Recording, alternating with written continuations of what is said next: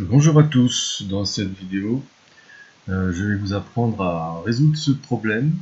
C'est un problème qui concerne les premières professionnelles et le chapitre des suites numériques.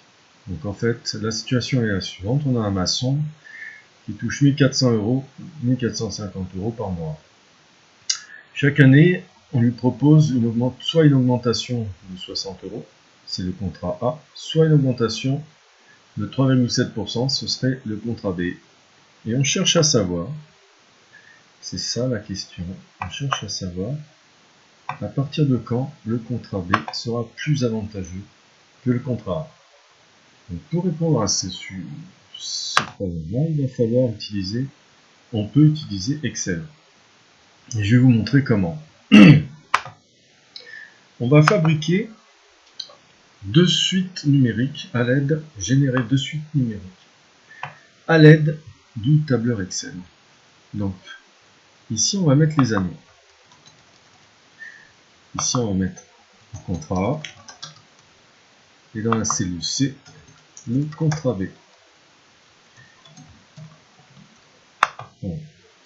Chaque contrat, voilà, on va mettre les années ici. Première année, deuxième année. On va aller plus vite en faisant une sélection de 1 et 2 et on clique sur la croix noire. On clique gauche, on descend jusqu'à 20. Pour le contrat, le salaire du maçon débute à 1450 €. Pour le contrat B, c'est pareil. Débute à 1450 €.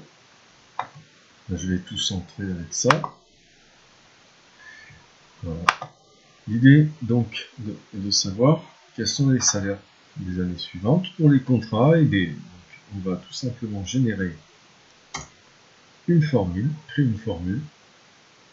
Pour le contrat, il s'agit d'ajouter chaque année la valeur de 60 €. Donc c'est bien cette formule-là qu'on va appliquer en cliquant à droite et en glissant. Clique sur la croix noire, on descend et on a ainsi les salaires des années successives de la première année à la 19e année. Et on a fabriqué ainsi ce qu'on appelle, on a vu en cours, une suite arithmétique, puisqu'on ajoute au terme précédent la valeur de 60. Pardon. Pour le contrat B, il s'agit aussi de créer une formule. On va prendre le salaire de départ, C2.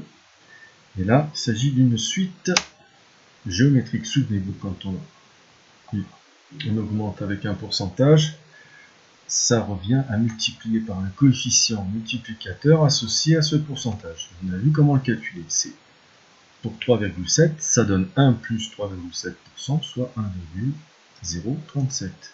Voici le coefficient multiplicateur. J'appuie sur Entrée. Je reprends le salaire de la deuxième année. Je sélectionne ma croix noire. Je clique gauche sur cette croix noire. Et je descends jusqu'à la 19e année pour avoir les salaires successifs. Là, j'ai généré une suite géométrique, tandis que dans le contrat, j'ai généré une suite arithmétique. Pour répondre à la question, c'est pas compliqué. On va regarder pour chaque année les salaires du contrat A, le salaire du contrat B. On va comparer. Il faut trouver l'année où le contrat B dépasse le salaire du contrat B, dépasse le salaire du contrat A. Je vois qu'à la 8e année, le contrat A est encore supérieur au contrat B. Par contre, à la 9e année, le contrat B dépasse le contrat A. Donc la réponse est le contrat B est plus avantageux.